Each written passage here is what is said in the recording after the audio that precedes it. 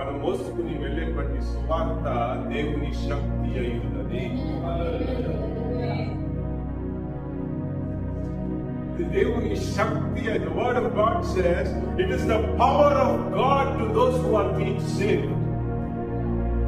రక్షించబడుచున్న వారికి సిలువను కూర్చినటువంటి వార్త దేవుని శక్తి అయి ఉన్నది. సువార్త సిలువను కూర్చినటువంటి వార్తను నీవు మోసుకుని పొందినట్లయితే నువ్వు దేన్ని మోసుకెళ్తున్నావో తెలుసా? It is not just mere words. అది కేవలం మాటలు కాదండి. నీవు దేవుని శక్తిని మోసుకుని వెళ్తున్నావు.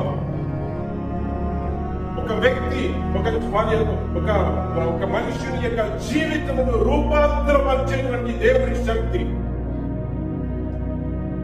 You are carrying the power of God, my dear brothers and sisters. ఎవరి దేవుని యొక్క మహాశక్తిని నీవు మోసు